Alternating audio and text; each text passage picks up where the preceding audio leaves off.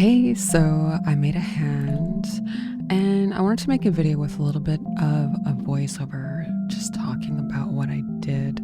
So I used a icosphere. I do love a UV sphere, but I just find that the icosphere is so much better and gives you a lot of density. So I did it Control 3, accepted the modifier, and then I just started sculpting. So you can see that this hand is pretty much like out flat. And then I just started extending the fingers like in a very crazy way. The thing with the hand is it's not going to look good for a while, so just be okay with that.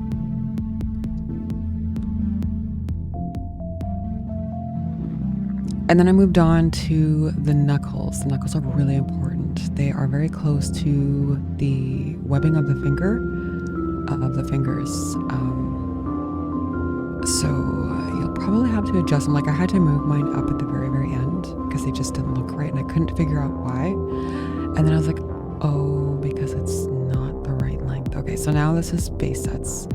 And you can see the brush on the left there, that colorful brush, and also on the bottom for the new version of Blender. And you just click on that and then just click anywhere and drag.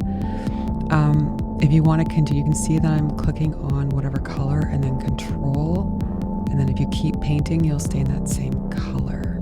So, and then I clicked on H, that will hide. And so you can just hide them individually and work on the different fingers. So if you're doing a hand that's flat out, you might not really need this, but you can see that this one is posed. So it's going to be literally impossible if you don't have base sets. Very important. And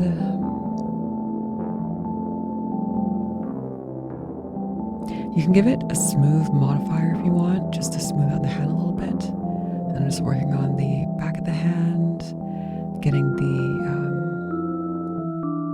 sort of the shape right. And so I had to you can see that like I said, I had to do the knuckles again, so I just redid them. Now the webbing, when I started going Control R, it just starts getting a little crazy because there's negative space. So, you know, if you do a lot of sculpting, you're gonna know about that. Make a couple duplicates like as you're going along. I think, let's see, I'm on like version 3 already, I think, of this. Or like duplicate 3, just so that you have something to fall back on, because sometimes when you're clicking on Shift R, did I mention Shift R already? I think so. When you are clicking on that, when you're far along in the sculpting process, you get like really crazy artifacts, like extroverts and extra polygons. So if you spend like 2 hours sculpting and then it just goes crazy and you can't Control Z back more than like 15 steps, that's super frustrating. So thankfully I had a duplicate when I noticed that happen. You can see the purple finger, the pinky finger is it's not quite right. Actually, I'm still kind of working on that. It's almost done, but it's not long enough. And I mean, technically it's correct, but it's a difficult position for the pinky finger. You're not really gonna walk around like that, so I had to fix that. And then obviously like the angle of the fingers. What else? So I'm just using the draw brush for the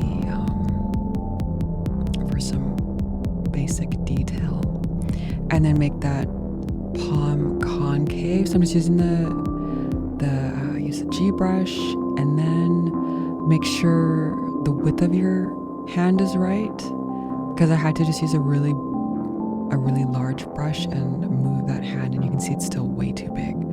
Like I fixed it now, but if you get the width correct initially, it's going to be better than moving all the fingers like I'm doing right now, because it can just be a little bit of it's going to squash some of them. And then I drew some lines on the hands, just moving the finger, the thumb down. And I didn't realize it at this point, but I am just about to work on it. The thumb, I'm going to bring that up a little bit. So make sure you have like the length of the palm correct, and that will fix kind of whatever issues you have with the thumb.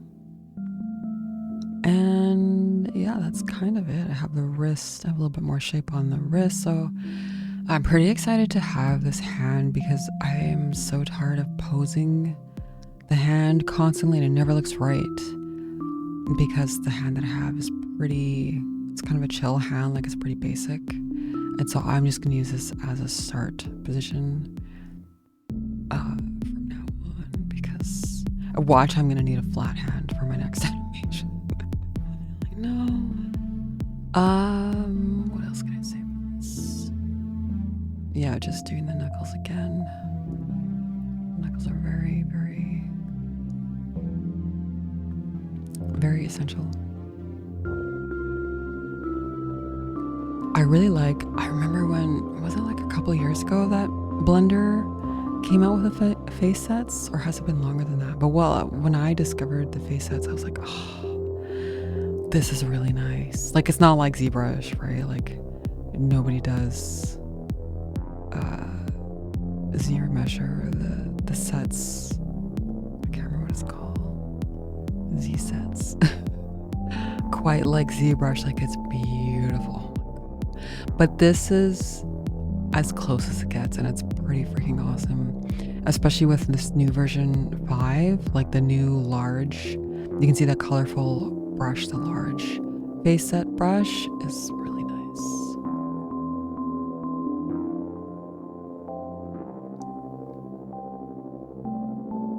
Okay, I think that's it.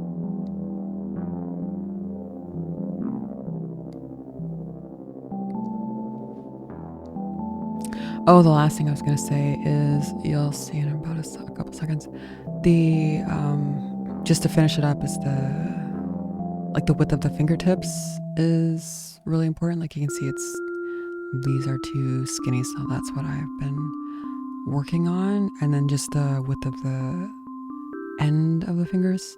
If you're taking a more technical approach and you use like a sphere and some cylinders for the fingers, you won't have to worry about it as much. But if you're freehand sculpting like I did here, then just getting the width is going to really sell it as a real hand. And I do like that it's a little bit different because, you know, it's more of a unique hand. Hands aren't all the same cylinder width for every finger.